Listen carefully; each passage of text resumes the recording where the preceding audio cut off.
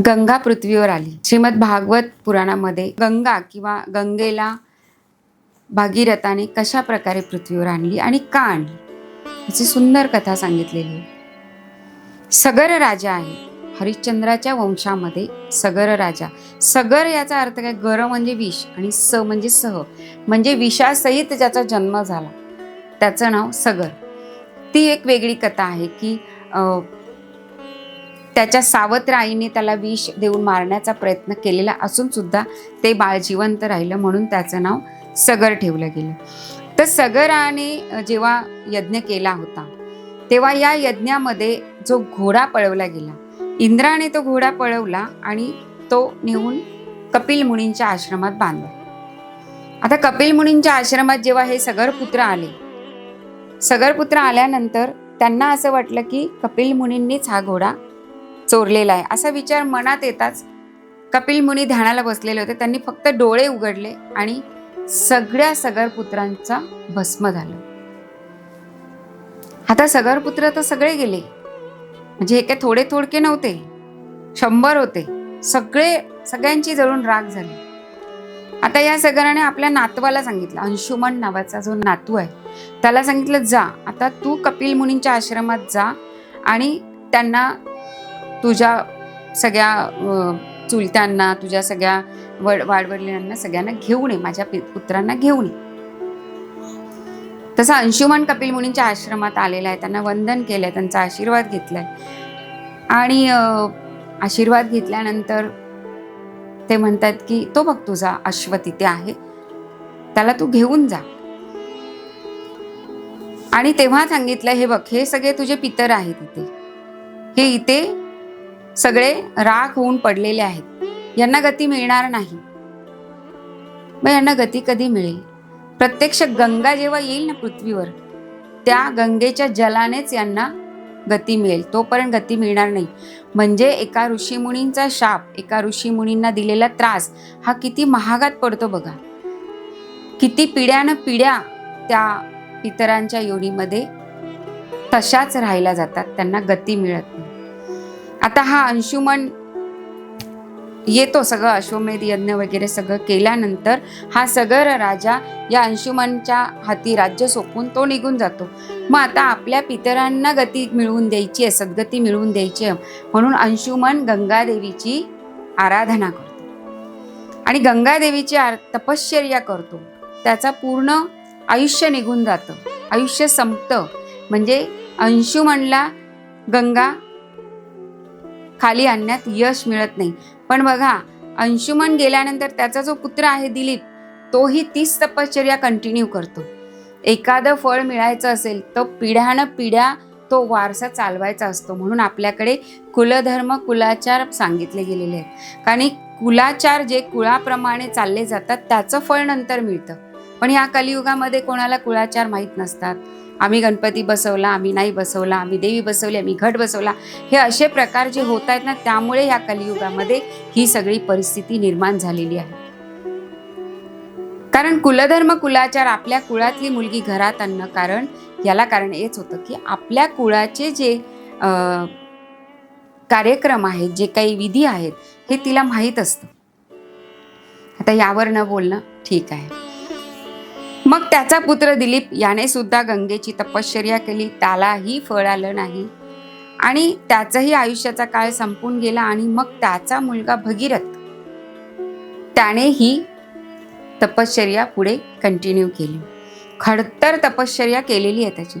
कारण नेहमी असं म्हटलं जातं, कुठलाही दोष असू दे किंवा कुठलीही मिळकत असू दे किंवा आशीर्वाद असू दे, हा 3ऱ्या पिढीपर्यंत वाट बघायचं असतं. 3ऱ्या पिढीला तो एकतर चांगला किंवा वाईट प्राप्त होत असतो. त्यामुळे तुम्हाला असं वाटतं की आमचं चांगलं चाललंय, आमच्या मुलांचं चांगलं चाललंय, पण मुलांना जेव्हा मुलं होतात आणि त्यांना जेव्हा प्रॉब्लेम होतात तेव्हा समजायचं की आपल्या पितरांना गती मिळालेली नाही. तर हा भगीरथाने असं खडतर तपश्चर्या करून आपल्या तपश्चर्येच्या बळावर गंगा मातेला प्रसन्न करून घेतली आणि सगर पुत्रांची, म्हणजे आपल्या सर्व पितरांची हकीकत त्याने गंगा मातेला सांगितल्या आणि तिला प्रार्थना केली की गंगा माते, तू पृथ्वीवर जर आलीस तर माझे पितर मुक्त होतील. नाहीतर ते त्याच योनीमध्ये तसेच राहतील. त्यामुळे कृपा कर आणि माझी ही तपश्चर्या मानून घे, माझी उपासना मानून घे आणि तू या पृथ्वी तलावर येण्याची कृपा कर. आता गंगा माता विचार करू लागली. आता तिने भगीरथाला 2 अडचणी सांगितल्या. काय तर बघ, मला जर पृथ्वीवर यायचं असेल तर माझा प्रवाह, माझा जो वेग आहे तो काही साधा सुद्धा नाहीये. तर तो वेग धारण करणारा कोणीतरी पाहिजे. कारण माझा वेग इतका प्रचंड आहे की जर मी स्वर्गातून पृथ्वीवर आली तर मी पृथ्वीवर टिकणार नाही, मी खाली पाताळात जाईल. एवढा माझा वेग प्रचंड आहे. ही एक माझी अडचण आहे. दुसरी अडचण माझी अशी आहे की या पृथ्वीवर इतके दुष्ट लोक आहेत, इतके पापी लोक आहेत की मी तिथे आली की ते त्यांचं पाप धुण्यासाठी माझ्या जलामध्ये स्नान करणार. मग ते पाप मी कुठे घालवणार? बघा कशी सांगते गंगा माता. आता भगीरथ पण हुशार आहे. शेवटी तपश्चर्या करून प्रसन्न करून घेतलंय तिला. भगीरथ म्हणतात की भोलेनाथ जे आहेत तुमचा प्रवाह रोखून धरायला, त्यामुळे मग तुला त्यांची तपश्चर्या, त्यांची उपासना करायला लागेल. मी करेन म्हणे, मी महादेवांना प्रसन्न करून घेईन, पण तू पृथ्वीवर यायला पाहिजेस. आणि दुसरी गोष्ट माते, तू जे म्हणतेस की इथे सगळे पापी लोक आहेत, दुष्ट लोक आहेत, ते त्यांचं पाप घालवण्यासाठी तुझ्या जलामध्ये स्नान करतील. पण माते, त्याच्याही पेक्षा या पृथ्वीवर संत आहेत, सज्जन आहेत, साधू आहेत, संत आहेत. ते तुझ्या जलामध्ये जेव्हा स्नान करतील तेव्हा ते पाप आपोआप तुझं धुतलं जाईल. बघा, आपलं पाप धुण्यासाठी आपण गंगेत स्नान करतो, पण गंगेचंच पाप धुण्यासाठी साधू संत सज्जन तिथे यावे लागतात. कारण का, एक अशी कथा आहे की गंगेच्या काठाहून देवर्षी नारद मुनी जात असतात असे. तेव्हा गंगा म्हणते, अहो देवर्षी इकडे या जरा, माझ्या जलाशयात तुम्ही चरण स्पर्श करा म्हणे. त्यामुळे का, त्यामुळे खूप ओझं झालंय या दुष्ट लोकांचं, पापी लोकांचं पाप घेऊन घेऊन. तुमचा चरण स्पर्श किंवा तुम्ही स्नान केलं तर त्या पापाचा सगळा निचरा होणार आहे. म्हणजे हे साधू संत किती महान आहेत बघा. संत पदाला जाणं, सज्जन पदाला जाणं हे किती महत्वाचं आहे आणि त्यांना किती महत्व आहे, किती प्रभावी आहे ते. की ज्या जलामध्ये पापी लोक पाप धुतात त्या जलाचं पाप नाश करण्याचं सामर्थ्य या साधू सज्जनांमध्ये असतं. ठीक आहे म्हणे, मी महादेवांना प्रसन्न करून घेतो. आणि महादेवांची तपश्चर्या केलेली आहे भगीरथाने आणि महादेवांनाही त्यांनी प्रसन्न केलंय.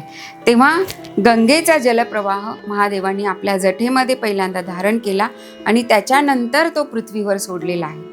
आणि तो पृथ्वीवर जेव्हा ती गंगा आलेली आहे त्यावेळी हा भगीरथ रथात बसलाय आणि भगीरथ पुढे चाललाय आणि त्याच्या मागे मागे मागे गंगा माता चाललेली आहे. आणि जिथे त्याचे जे सगर पुत्र, जे पितर त्याचे जिथे राख होऊन पडलेले आहेत तिथपर्यंत त्याने रथ नेलेला आहे आणि तिथपर्यंत ती गंगा माता आलेली आहे आणि सगळ्या त्याच्या पितरांचा त्या मातेने उद्धार केलेला आहे. ही जागा म्हणजे गंगोत्री. जेव्हा तुम्ही 4 धामला जाता तिथे प्रत्यक्ष पृथ्वीवर जिथे गंगा आली ते ठिकाण म्हणजे ते गंगोत्री. जेव्हा तुम्ही गंगोत्रीला जाल तेव्हा तिथे आपल्या पितरांसाठी नक्की श्राद्ध करा. तुम्हाला चांगला त्याच्यातून अनुभव येऊ शकतो. कारण प्रत्यक्ष गंगा तिथे डायरेक्ट स्वर्गातून आलेली गंगा तिथे तुम्हाला मिळते आणि तिच्या पाण्याने तुमच्या पितरांचा उद्धार होतो, जसा भगीरथाने त्याच्या पितरांचा उद्धार केला. आणि अशा प्रकारे हा जलस्पर्श झाल्यानंतर सगळे सगर पुत्र मुक्त झाले आणि स्वर्गाला निघून गेले. मग शुकदेव पुढे परीक्षिताला म्हणतात की पृथ्वीवर आल्यानंतर या गंगेची नावं वेगवेगळी झाली. कारण ती स्वर्गातून पृथ्वीवर आल्यानंतर ती भगवंताच्या चरणापासून निघाली म्हणून ती विष्णुपदी असं तिचं नाव झालं. जनुराजा त्याने तिचा सांभाळ केला म्हणून ती जानवी झाली. आणि भगीरथाने तिला पृथ्वीवर आणली म्हणून भागीरथी. अशी वेगवेगळी नावांनी ती आता गंगा प्रसिद्ध झाली. हीच गंगा उत्तराखंडामध्ये म्हणजे गंगोत्री सांगितली. तिथून तीच गंगा ऋषिकेश आणि हरिद्वारला आलेली आहे आणि तिथून पुढे ती कलकत्त्याला गेलेली आहे. अशा प्रकारे या गंगा मातेचं चरित्र आपण ऐकलं. बोला गंगा माता की जय. गोपाल कृष्ण भगवान की जय.